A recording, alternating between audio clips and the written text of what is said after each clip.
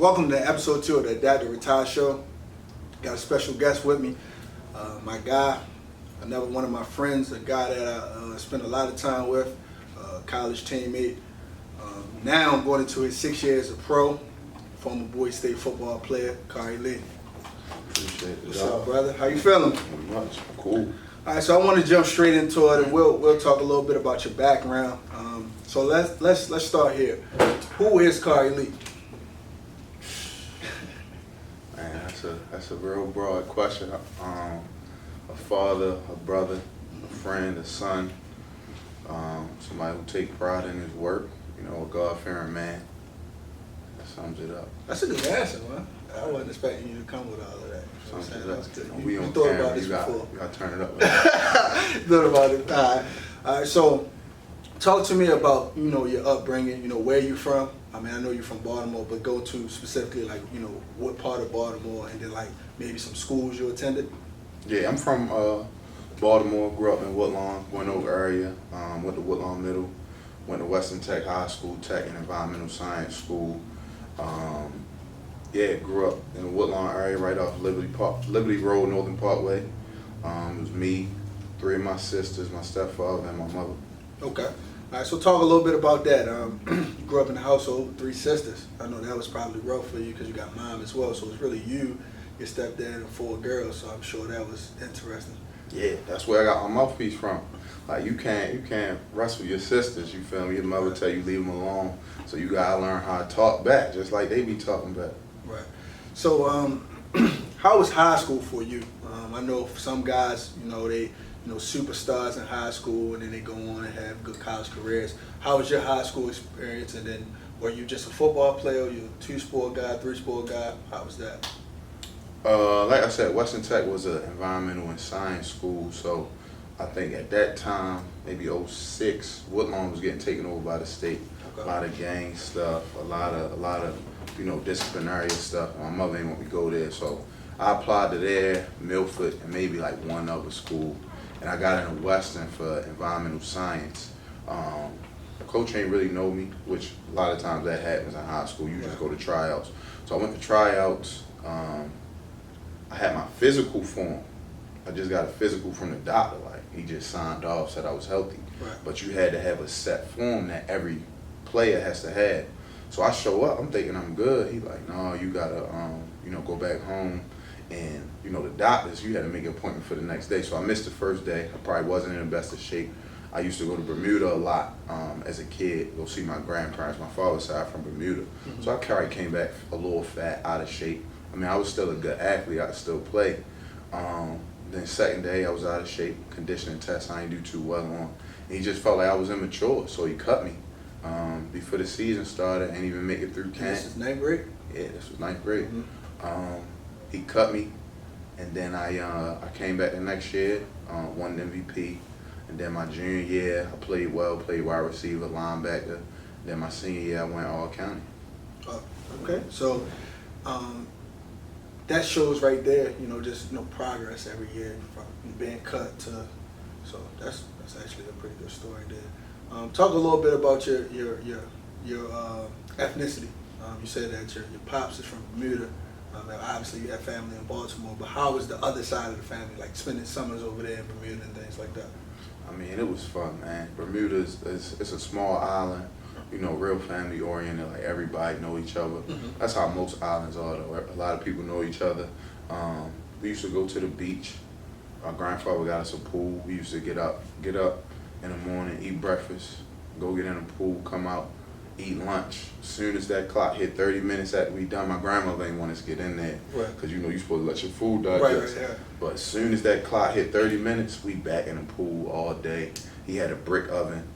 So we used to have a little patio, cook out in a brick oven, damn good burgers. It was a good experience. We used to rip and run all up and down the island. All right, so let's get back into the high school. What type of student were you in high school? First 3 years, bad. Very bad. What's bad? Talk about bad. That. Probably really sub 2. I think I might have had 1.9. Wow. Through my junior year. What was causing you to have struggle? I don't know. I was in gifted and talented in middle school, and then GT turned to honors, then honors turned to regular classes. Right. So I was with everybody, in general classes. I don't know. It's probably just me not applying myself, honestly. Yeah. I don't think I ever been somebody who really ain't understand the content, but I just probably wasn't applying myself. And then junior year you get to talk to your guidance counselor and going on college tours, all that stuff. And then like she told me she printed my transcript, showed me my grade. I'm like, is it anything I could do? She said, yeah, you gotta bust your tail next year. So I seen I bust my tail, and I think I came out with like a 2.3, maybe 2.5, straight. Like was getting my A's and B's all 4 quarters my senior year. So you go from being a all-county football player at Western Tech to being an All-American, all-conference player at Bowie State. Right. All right, but it's a gap in there. You know what I'm saying? It's a gap in there, and a lot of people don't really know, the story of how you got to that point. So let's dive into that a little bit. Let's talk about that. All right, so you get to Bowie State, and just tell me what happens from there. Like day one on campus, then what happens? Day one on campus was really NSO. I'm talking to my mother like, man, why this went NSO? You had to stay the night. I think they let you go home now. I'm like, why I gotta stay the night? Like I could pop in, do my 3, 4, 5 hours, meet who I gotta meet, and head back. She's like, well, that's the policy. They want you to stay the night. So I stayed the night. Friended a few people. That's where I met my man Brooke. Did you have a blast? It was cool. It wasn't all that. I mean, at that point, like Bowie wasn't my first choice. Like, where'd you want to go? Initially, I wanted to go LSU. I wanted to go LSU. I'm trying to go to the pros. Of course, I'm trying to go to the pros, but yeah, I applied. I ain't applied to LSU. I applied to like Marshall, Lincoln, I think Morgan, Bowie, and I think Wesley, and PA. What happened with those schools? It was just a numbers thing. Like I don't come from more sense. Yeah, I don't come from like a lot of money, so it's like, I mean, you go out of state, you at 30 grand. You stay in state, you probably closer to 15, 17, somewhere in there. So I just stayed and figured I'd work my way up. But Bowie was still 30 minutes away from where I grew up, so it's like I could still get away from home, but still be close enough if I need to head back. So that was the decision with that. But first day on campus, NSO was cool. Moving day was cool. That's where I met Miji. Miji was a good friend of mine. He played D-line, and like, he was already on the team. He walked on as well. I don't think he got no money. And he was like, yeah, tryouts is 2 weeks at the school start. So I went to tryouts. I think I ran like run route, and coach pulled me aside. I still remember. Yeah, he pulled me aside like, you don't gotta do no more of this. He said, go get your physical. So I went and got my physical, got my equipment. I still remember it, number 42. I think I had some orange gloves, some cleats from like senior year, and really out the mud. I still got the picture, matter of fact, but yeah, that was the first few months. So, talk about like your stature at the time, because I know like when you came in, you were still a wide receiver in your mind. Yeah. And then you kind of blossomed into being, a tight end, and physically, improved yourself. But where were you when you first came into school? Yeah, receiver was always my thing. Like Randy, Larry Fitz, AB was destroying people at the time. Like it was so many guys that was good, like that I had looked up to. That's what I wanted to play, and that's where it really like the education side of football as well. Like Right. That's what a lot of people don't know. So, in high school, you see the signing day, you see the big stars, but like in my household, I didn't have necessarily that father figure to say, oh, you can go to school as an athlete. You would get recruited as an athlete. My mother didn't know. My uncle the one introduced me to football, but he didn't really know. And like, I think second, third game of my senior year, we played Kenwood. They were 3A. We almost beat them. I had to step in at quarterback. Both our quarterbacks went down, played good for, the last 3 quarters. And he like, man, you could play quarterback for us. We ran triple house. Like, you could play quarterback for us, touch the ball every play. And, you could get recruited as an athlete. I'm like, what? I'm a receiver. Yeah. I need tape at receiver if I'm gonna play receiver at the next level. So I mean, making that decision really stands out to me because it's like, you know, my life could have went a totally different way if I'd have really touched that ball every play. But everything works out for a reason. But I was probably about 6'2.5", 6'3", maybe 205 to 215, but I wasn't that big. And then at exit meetings at the end of the fall, like I just played scout team, but exit meeting at the end of the fall, he said, I want you to play tight end. You know, put your hand in the dirt, which I had never done. I had always been a good blocker, you know, standing up, but that's a whole different animal in the trenches. So I think I put on about 20. I was maybe about 230. Yeah, about 230, 225. Yeah. Going, no, the second semester. I had gained that in one semester, about 15, 20. Like when spring ball started February, January, I was about 230. Okay. So you go into your sophomore season, all right? Never had played tight end before. Tell me what that experience was like, you know, just being new to the position and actually having some success as a sophomore, or really a redshirt freshman, but a sophomore in school, and having some success at a brand new position. Well, in the spring, like, I want to say it was maybe two other guys, because I know Prince played, but he had messed his shoulder up, so he was down. I want to say it was just me and Meiji, so I got to really like. He did play tight end. Yeah, he did. He did play tight end. So they let me rock out and really develop. The crazy thing is, I don't think we had a tight end coach at the time. I think the only coach we had was Coach Reddix, which was the O-line coach. So it was like I had to learn how to. I mean, we spend the indies on boards and on sleds and under the chute. Like, it was no really touching the ball like that. I just came from playing receiver, so that was natural to me. But really learning the nuance of the position, we didn't really have no tight end coach. So it was literally you working with the O-line. Right. So you get to let's fast forward some. We get to your senior year. You're an All-American. Just talk to me through like being big man on campus. You know, going from the walk-on guy to being big man on campus. How was that for you? What was campus life like? And if you got any stories or anything like that, share. Yeah, it was a good experience. I mean, to see everything come full circle, like going into that sophomore year, my redshirt freshman year, I was in a predicament again. Grades was bad. Like I had to sign a waiver to play. You know, I wasn't really eligible for housing, so I ended up staying on the couch with, you feel me, a few of my teammates in a suite, and I think that was really the turning point for me to turn that switch because like my grades was bad.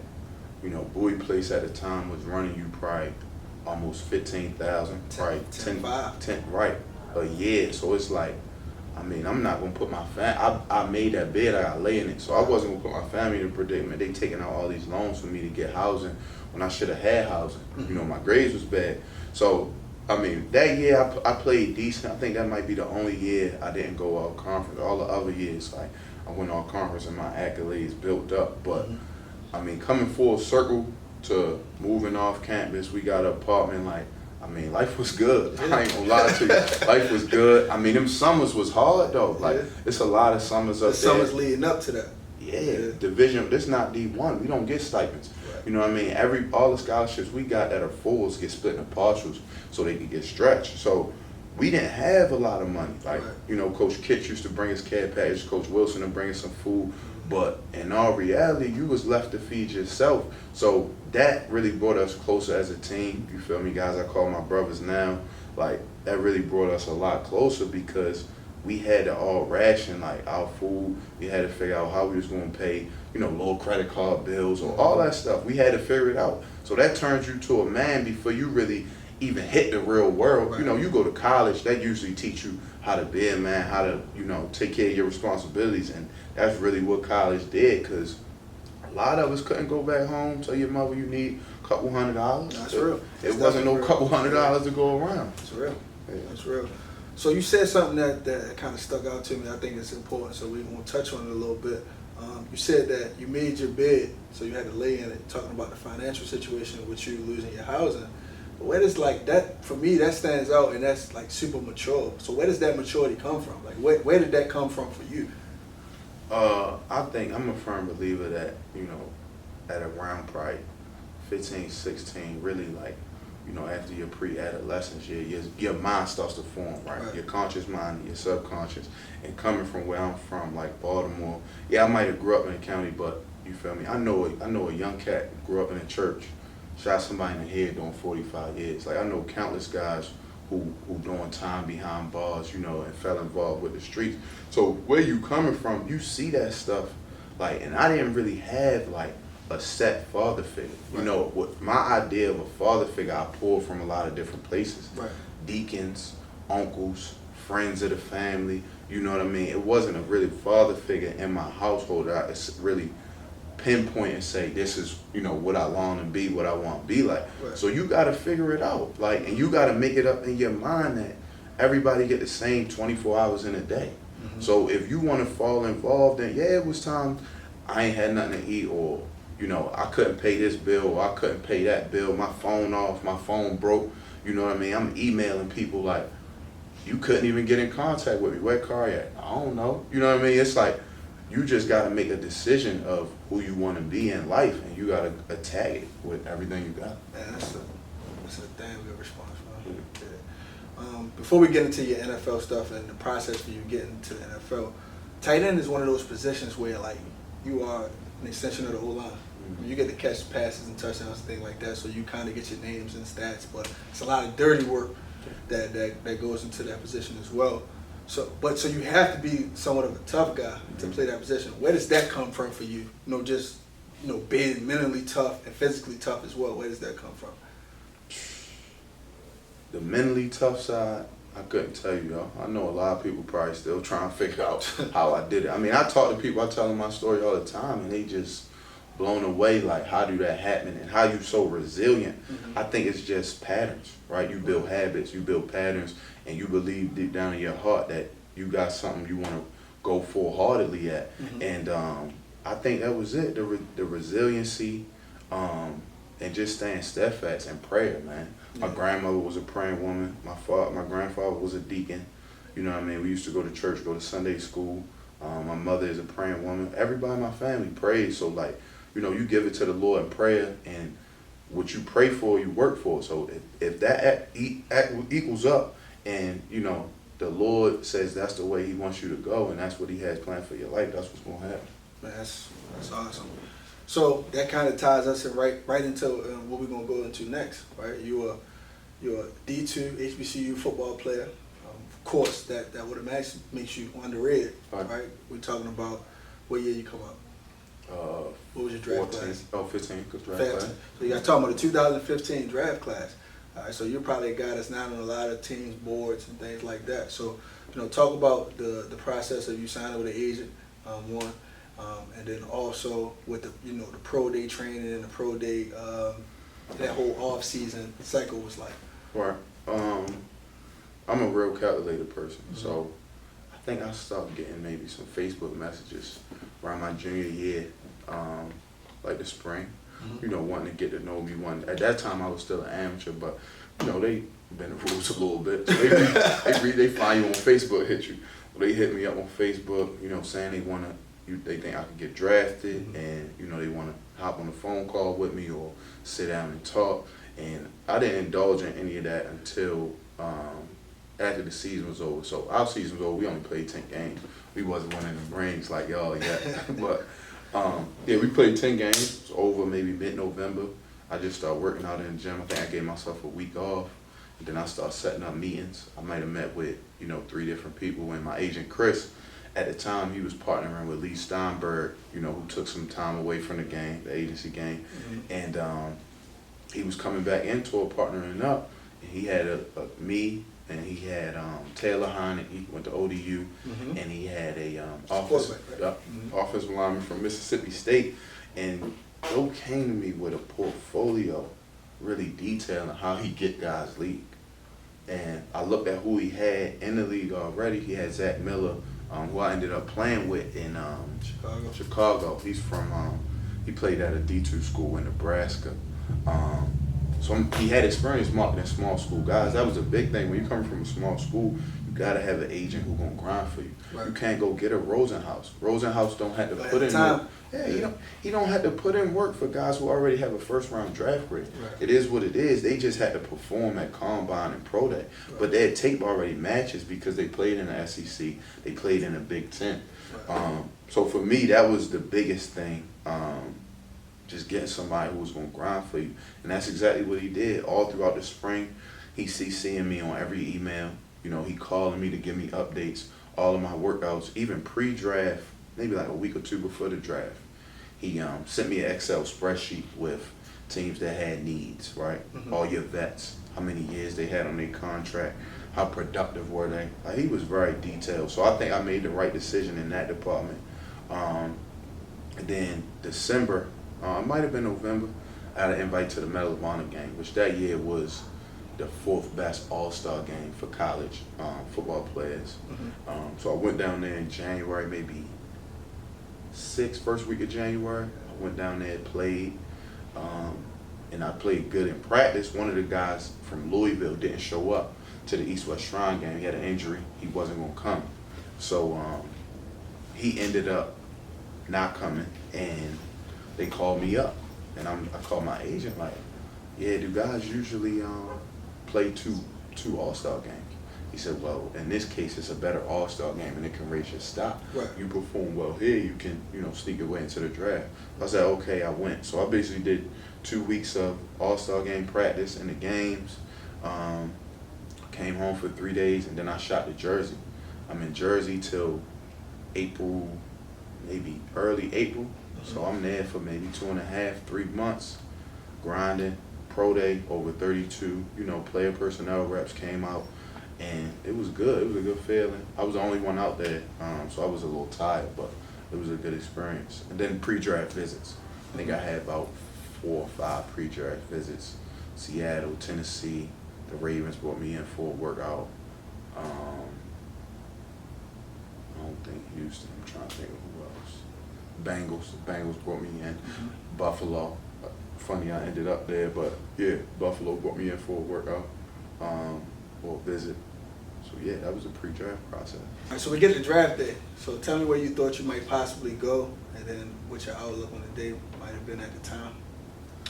Well, initially going in, I knew I had probably a day 3 grade. I didn't really run the best 40. Mm-hmm. I was about maybe 255, 253 at Pro Day. Mm-hmm. But based off my tape, they wanted me to be a blocker. Mm-hmm. You know what I mean? They told me I was coming in as a Y, not really a move guy. So I know I was in comparisons to this other cat named Nick Boyd. The Ravens actually ended up drafting. Yeah, I remember. But we ran about the same 40, both played small school. He was just like 270. Right. So, small school guys, it's hard for you to climb that ladder, generally, just because you don't play against, SEC talent or Big Ten talent. Mm-hmm. So, yeah, I knew I was a day 3 guy, either rounds 5 through 7 or undrafted going in. My agent had put this portfolio together where he basically listed all the teams that were in need or not in need. He reached out to their player personnel department. They was either in need or not in need. And the ones that were in need, what kind of tight end did they need? Did they need an F? Did they need a Y? How many years on contract did the vets have? Mm-hmm. How productive were they? So he broke it down, and he told me I probably had a day 3 grade. Okay. So obviously that didn't happen because you ended up going undrafted. Mm-hmm.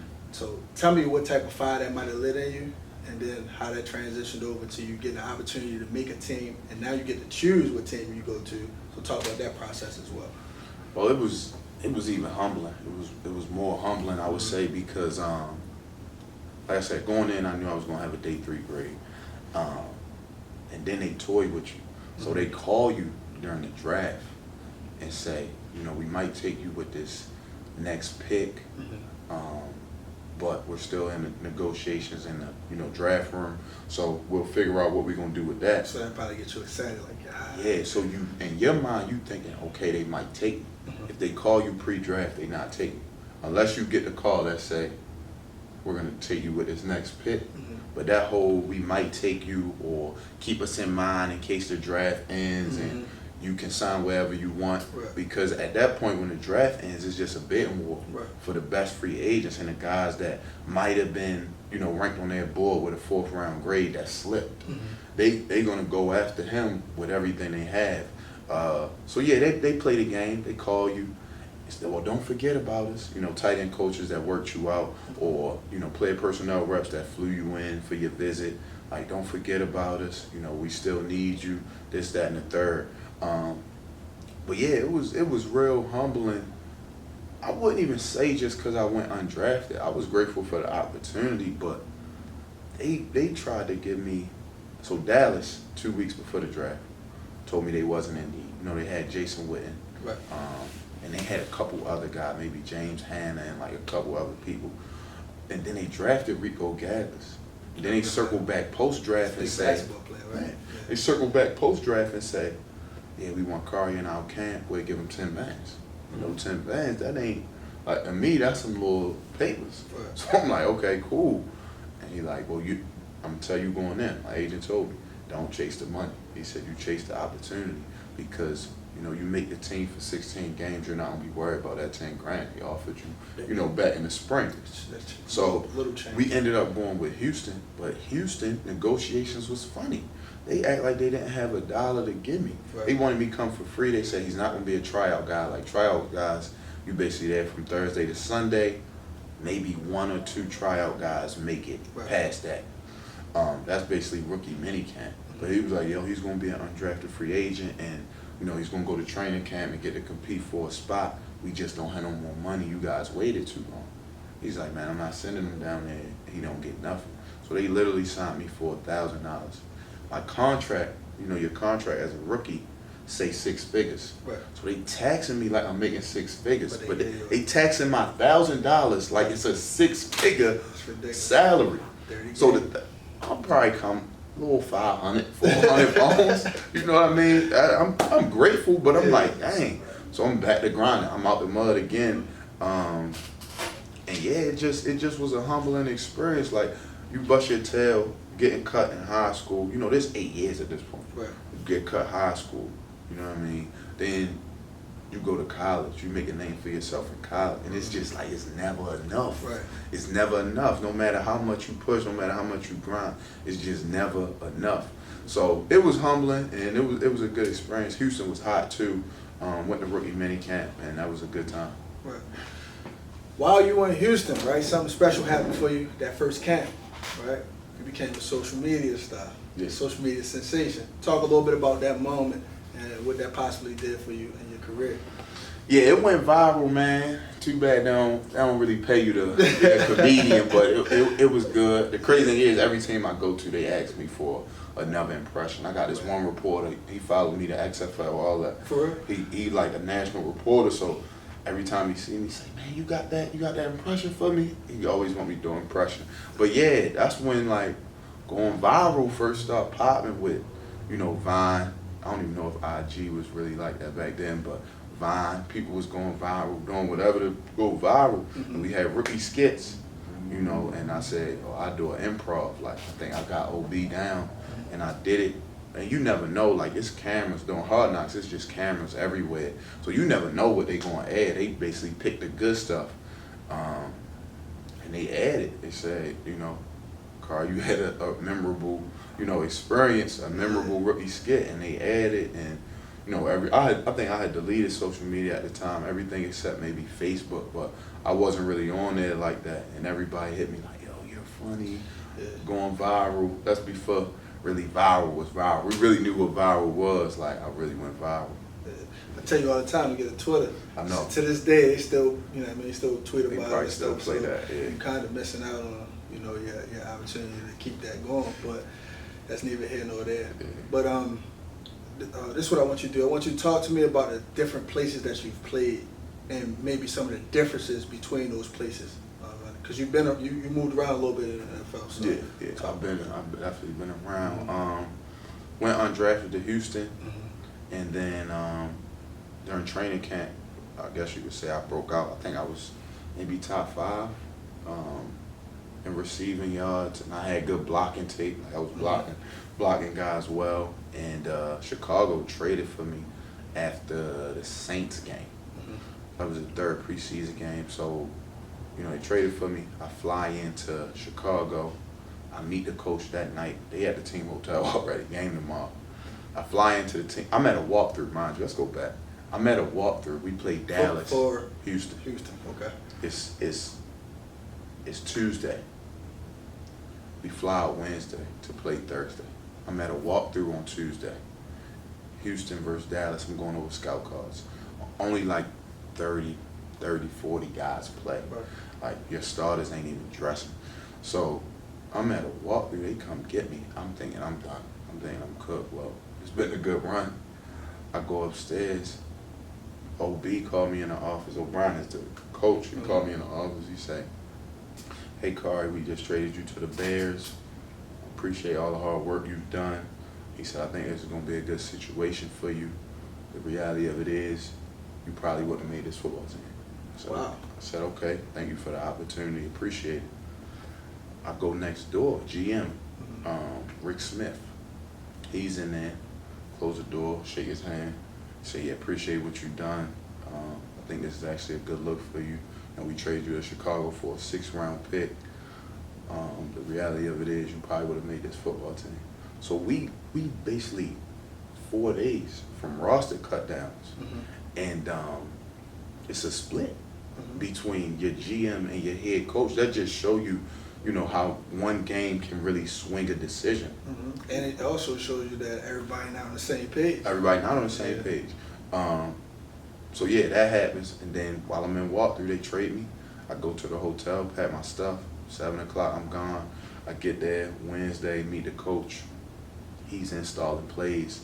I know nothing about it. And they dress me. Right. They dress me Thursday for the game. I get in the game. It's a red zone play. He audible. I'm like, bro, I don't know what that is. They call a timeout. Like, you can't run that. I gave you his list of plays you could call. Who was the quarterback? You can't. That was David Fales might have been there. okay. David Fales might have been there, but I think we had Jimmy Clausen too, so one of them was probably in.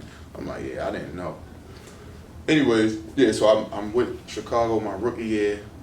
I get cut the following year out of camp. I get claimed by Detroit, so I'm standing in the NFC North.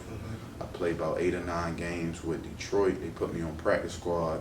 Then I go to Buffalo the following year. I stay with them 2017, 2018. And then I got released week 5 or 6 of the 2018 season. And then I was with XFL Team DC Defenders here recently. So, of all of those places that you've been, besides Houston, it seems like the theme is cold weather. Yeah. But it's also some culture in some of those places that you've been. So talk to me about like some of the places you might have ate, and maybe some of the cool things you might have seen in those cities. Houston, I was broke for real. I was just in camp, Yeah. so I ain't really do much. I did go out one time. Dwayne Brown, starting left tackle for the Seahawks, went out for his birthday. He had a birthday party. Ryan Mallett, Clowney, everybody out. We go to the club after. Ryan Mallett giving me money, like, yeah, have a blast. Like, y'all want a bottle? I'm talking about a whole bottle. He actually want a bottle. I'm like, I'm modest. I'm like, nah, because I can't. I know I can't afford it. I don't want no bottle, no nothing. That was a good experience. That's probably one of the best experiences in Houston. And then I had 2 or 3 other rookies. One of them got cut. 2 of them still in the league, undrafted free agents, just like me. Both of us, all of us made like opening day rosters. All of us 4 or 5 year vets, 6 year vets. That's a memory I'm never gonna forget. Like just coming in and grinding. One went to Appalachian State, one went to Toledo, and then me, I went to Bowie State. Like that's just so uncommon that happens. Chicago, I would say the Michigan Mile, all the stores. That was a nice experience. Downtown in Chicago during the summertime is nice. I went to the Sears Tower, big building. However many floors. That was a nice experience. And then the food, Chicago deep dish. We never had no Chicago deep dish. All we know is chicken boxes down here. So that Chicago deep dish was damn good. Yeah, damn good. They had a bunch of other little spots too that was good. Detroit, Captain J's. Captain J's. You know, Baltimore known for the chicken box. Captain J's put the lemon pepper, fries, fried fish, damn good food. Yeah, Detroit was a nice experience, but again, it was cold. I remember we played one game, it was just snow everywhere. We played in the dome, but it was just snow everywhere when you leave. And we had valet. They valet your car. It took you like 30 minutes to get your car. Then it took you probably another hour to get home because the beltway was backed up. Yep. Buffalo, best thing about Buffalo off the field is Toronto. Easily Toronto. Toronto's the best thing about Buffalo. Hour and a half, 2 hours, you in Toronto. The culture is really a melting pot. People are from like all over the place. Bar Bills though. If you ever want some damn good wings, go to Bar Bills or go to 716. Best Buffalo wings, best barbecue wings, whatever you want. All right, so you spent some time in the league. At that time, it was 4 years. Yeah, 4 years. But you get a unique opportunity. A new league starts. But you also get an opportunity to come back home and play. Not only in front of your friends and family, but maybe some former Bowie State fans, things of that nature. How was that experience for you? It was a great experience. It was crazy because I got cut week 5 of 2018, and I had workouts. You know, I may have had about 10 workouts. Went to Indy. I think I went to Arizona. Went to Houston. And you just flying out every week, and you thinking this gonna be the one, and I never got picked back up. I'm thinking I'm gonna sign a futures deal in January, nothing. OTAs, nothing. And then during the summertime, maybe like June, the XFL comes about. They said they starting up, and they wanted me to come to their local day in Virginia, Northern VA. So I went to their local day. I think Coach Pep Hamilton was there, and then one of my player personnel reps from Buffalo was there. He's like, "Well, I didn't know you was, coming to play." He's like, "I'm gonna get you. I'm gonna pick you up." He was like, "You gonna play?" I'm like, "Yeah, I'm gonna play." The opportunity to play football, and get paid for it, you got to make the most out of it. So that happens, and then I actually get drafted by the DC team, and everybody hit me up like, "Yeah, it's on now. Like, Khari Lee coming back home. It's gonna be live or whatever." And the amount of support from people in Baltimore, people in PG, people at Bowie, even fans you don't know, like DC really embraced us like we was around for years. Right. They embraced us like we was one of their own, and I would never forget that. Like, it was a great experience. So, like, I went to a game, and one thing I could say about the environment, it gave me college atmosphere. Yes. It gave me like a college park, just like crazy fans, and we talking about February. It's cold out there, super cold. But let's talk a little bit about some of the plays you made, because you had another opportunity to go viral again. You played with Cardell, and it was a special play. I think it was a reverse or something like that. And then you scored the first touchdown of the XFL in XFL history, correct? I believe so. Offensive, maybe. Yeah. I think we had a pick 6. I don't know exactly when that was, but yeah, you might be right. Yeah.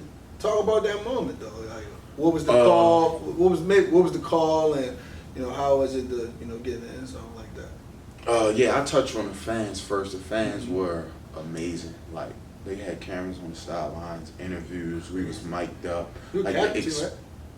Yeah. The experience was just, I mean, it was crazy. Like, the college atmosphere. That's probably the most fun I've had for a while. Because you're probably not gonna get cut. You know what I mean? You don't gotta be worrying about what's going on behind you. You can just focus on playing football and everything in front of you. But yeah, it was a great experience. But the play is called Boilermaker, and the unique thing about XFL is they tweak the rules, right. So it's fun for the fans. So I think you could do a double forward pass.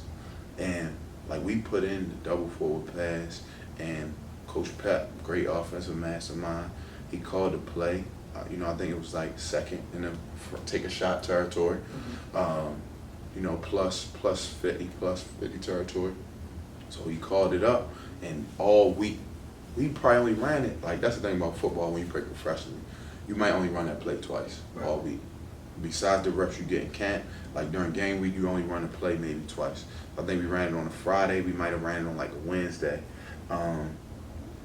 And one time I was too fast. Right. One time I was too slow.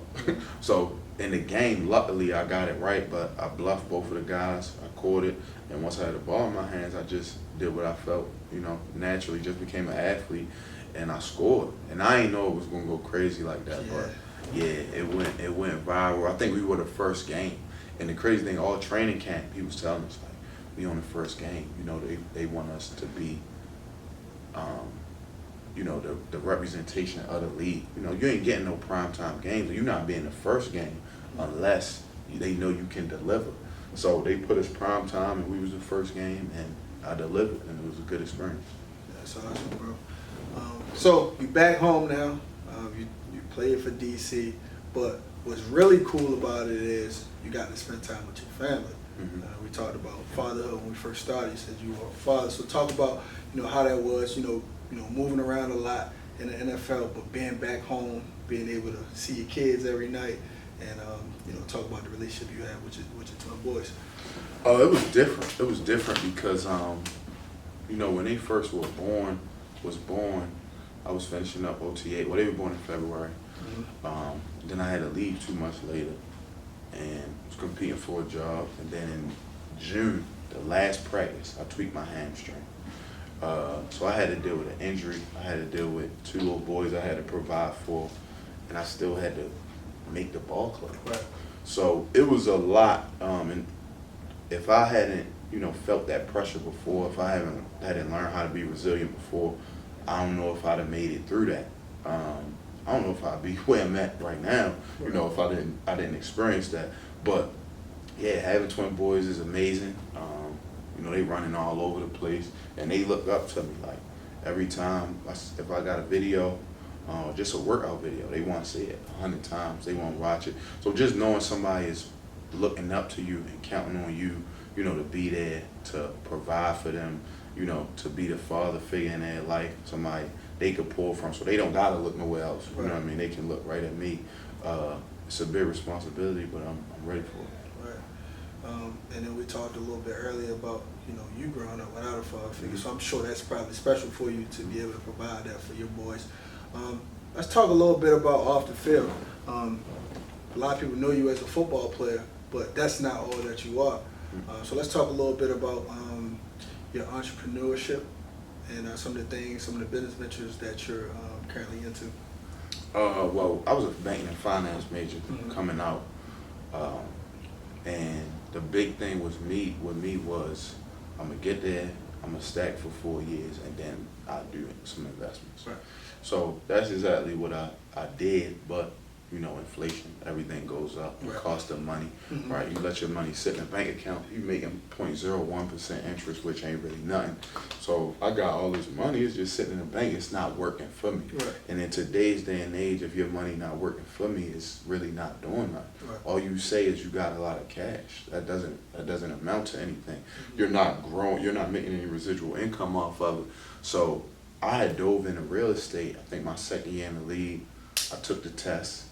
I think I took it twice. Took the test twice, passed, became an agent, and got on with this real estate company in Pikesville. Black owned, nice guy, him and his wife, Roland Campbell, called the Rock Realty Group. And I got on with them, and he's like, well, have you ever thought about the investment side? And I said, no, like I'm just getting my feet wet. So I did it from the sales side, and I tried to sell a house, and I was with their brokerage, and then former teammate Al Savoy. Savoy worked for Keller Williams, so he told me come on over there. It's more they're kind of older couple, so he told me come on over there. It's young, it's lively. You know what I mean? You want to be where everybody at. It was at that time. I was the only agent there, and they were basically one was the broker, and she was the broker's wife. So it wasn't a lot of interaction, a lot to pull from. Real estate is all about relationships. Right. So, yeah, I did that. Had a few clients looking for them houses, but the thing about real estate is on the sales side, you don't get paid until they close. Right. So if you never close, you're not making no money. Right. And you spending gas, you spending time. You get a call at 11 o'clock, write a contract up that need to be in by 8 a.m., submit it to the seller. Mm-hmm. So it's a little different. I don't think I'd get back into sales unless it was, some type of guaranteed money and then commission. I probably wouldn't do just commission. But from the investment side, I jumped off the porch last year, listened to some podcasts, followed some people on IG, did some research, read up on some stuff, and I felt like I was ready. Like, it was a while I was just scrolling the internet looking for houses. I didn't really know what I was looking for. I just knew I needed to get my feet wet. I went to an auction, bidded on 2 houses, took a contractor through. My budget, I ain't even had no budget, right. But he told me it was going to run me a lot more than I was expecting to pay. So I basically parted with those 2, ended up losing some money, but in the long term I learned you can't get that substitute for that experience. And the experience I gained is, number one, auctions. Don't really fool with them unless you want to lose your deposit. And then, it's more calculated. You gotta have your budget. You gotta look at the comps. You gotta see the total picture, because that type of money you're investing in real estate, it's a bigger play. You can make 30, 40 grand on a house flip, but if your number's not right, it can go all the way south. So I ended up finding a property off market down there by Johns Hopkins, and it's in the process of getting renovated. It should be done in the next month, and I'll probably put some tenants in there because it's in a good area, so I'll probably buy a whole. So what's next as far as business opportunities for you? I got a couple real estate people I follow and that I've connected with, as well as a guy who does venture capitalist work. So I'll probably, sit in on some Zoom calls, and next year really try to probably find a mentor. And I think the multifamily game is where it's at, just to account for vacancies. You got 100 units, one person don't pay rent, and you got to put them out. It's not going to affect you as much as it would if you only had one unit. Right. That's pretty much all your income. Okay. All right, so let's transition a little bit. Right now is actually a tough time for us with all the things that's going on, with like social activism and things of that nature, Black Lives Matter. But it's also bringing the spotlight on HBCU football. So what do you think about the trend right now with these high-profile athletes possibly taking their talents to HBCUs? I think it's good. I think you can learn a lot from a HBCU. The experience is probably unlike. I never went to a PWI, but from what I hear, it's a totally different experience. Like that SOS band coming down the hill, it doesn't get no bigger than that. Like that sound, your drum majors, all that, the angry fans, the homecomings, like. That experience is just, it's no comparison to it. So I think it's a good experience. But at the end of the day, these kids work their whole lives to, be a 5-star, to be a big-time recruit. So you can't knock a guy for, going to Oregon when Bowie State or Hampton offered him. You can't really knock a guy. Everybody has their own life, and everybody can go where they please. All right, so I want to switch it up a little bit, have a little bit of fun. We're going to do like a comparison. All right, like a comparison. So I'll throw out 2 different things out there, and I want you to choose one. All right, but we're gonna do a rapid pace, so you don't get a whole lot of time to think. All right, so you ready? Yeah. You sure? Yeah, I'm sure. All right. First one, Brady Breeze. I'm gonna go Brady. You want Brady? Why? He got championship rings. It don't get no bigger than that. You're just gonna go rings. I like his body of work. Breeze a better pass. If you look at his passing efficiency and stuff like that, he break a lot of records, but he ain't got the rings. That's cool. I take that. Lakers Celtics. Celtics, gang green all day. Antoine Walker, Paul Pierce, KG. I like them versus anybody. Who won the last ring out of them 2 franchises? The Lakers won. Who they beat? Who the Lakers beat? Mm-hmm. Last? Mm-hmm. From the East? No, when last time they won a championship, who did they win? Can they beat Paul in them? No, Yeah, that's we got him at 08. I'm good with that. We got him at 08. not as good as what? Your last name. Right. Every dog has his day, yo. You live to fight another day. All right, let's do this. LeBron or Kobe? As far as what? I'm gonna say You gotta overall, specify. I'm gonna say overall career because I don't want to say scoring. I think that's overall the opposite. career, I'm gonna have to go LeBron. Why? I disagree, but why? He got the rings, he got the MVP, and he basketball is a team sport. He makes everybody around him better. Everybody around him better. All right. If he changed whole economies. He changed whole. LeBron go to Miami. Miami's economy is crazy. He go to LA. LA's economy is crazy. He revitalizes Cleveland. But that's he revitalized that's the more so whole. off the court. Yeah, but you said as a whole. I said career wise. We talking about basketball. Oh yeah, I still like LeBron. I like LeBron. Yeah. I like All LeBron. right, I take it. I like LeBron. That's what about Luka versus Trae Young? Luka versus Trae. I like Luka. Wow. You come from Europe and party on cats like that. You don't see that every day. He come over here partying on cats, razzle dazzle. He got pat. Like he not Trae just. got pat. Yeah, Trae got pat. Trae also look. I like Trae. I like Luka. If I'm building my team, I'm definitely taking Luka. I'm taking a 6'9", 6'10" who can handle the ball and get to the cup. All right, I got one for you. Ja or Zion? Ja. I like Ja. Why? Zion got injury concerns. I don't think he's going to last at 270 jumping like that. On hardwood for 20 years, it's not going to last. So if you had to redraft last year, you would take Ja first? Taking Ja, yeah. That's it? Taking Ja. He can score the bucket. He can lead a team. He has all the intangibles. I like Ja. He took Murray State to the Sweet 16. I like Ja. All right, let's go back a little bit. Let's go some classic players. Classic. All right, let's go T-Mac or Vince Carter. As far as what? As far as what? That's gonna make you think. As far as what? Overall. Oh, I gotta go Vince. Why? Because he played long. Duration. Mac could. Durability. Listen, Mac will give you 50. He very well, but is he gonna play for me 20 years? And Sometimes you don't need to play for 20 years. Yeah, you don't. But you said career. Yeah, that's true. That means something, That's yo. true. I mean, I give you that. That means something to me. I give you that. All right, let's go centers. Let's go centers. All right, Shaq or Kareem? I ain't see Kareem play. Well, I'm going Shaq. I know Kareem was like that, but I gotta go Shaq. The man shattered backboards. I've never seen another human do it. That's relevant. I mean, besides his free throws, the man don't have a flaw. I seen him get the ball off the rim, go coast to coast and punch it. You're not supposed to do that at 7 foot. All right, let's see. Let's go over to football. All right, let's go football. Let's go running backs. All right, we got Emmitt Smith or Eddie George.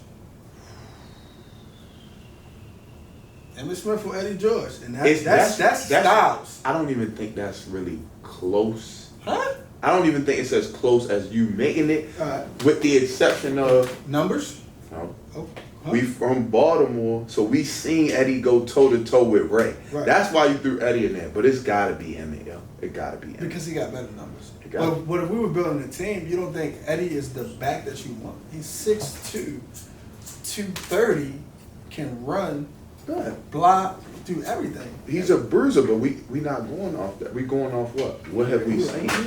What we seen, I like Emmett. All right. Let's see. Let's do one more for the road. I got one for you. Mahomes or Lamar? As far as what? What you Who's gonna be the best when it's all said and done? Pat. Why? He got $500 million. Not about money. Not about money. He can make every throw in a book. He doesn't have to play in the pocket. Mm-hmm. Lamar's style is predicated off run. Okay. Zone read action, guys being open. Now, don't get me wrong. If I gave Lamar the ball 30, 35 times, do I think he could go win me a game? Yeah. Do I think he could win me 10 plus games every year? No. I don't think if you make him throw the ball 40, 35, 40 times a game, which that's where the game is going to. They're going to put the ball. You're giving guys 30, 50 million a year. You're going to tell them go win you football games. Yeah, but it's okay. So my thoughts. And I got to see how the league responds. This is the thing about people. When them defensive coordinators get to watch your scheme for a whole year, your numbers is going to drop. So if Lamar can do that again this year, it's going to be special. But I still like Pat. I think he's set up better for the long haul. I think his team, Andy Reid is one of a kind. I think he's set up better for the long haul. You tuned in to the Adapt or Retire show with Khari Lee.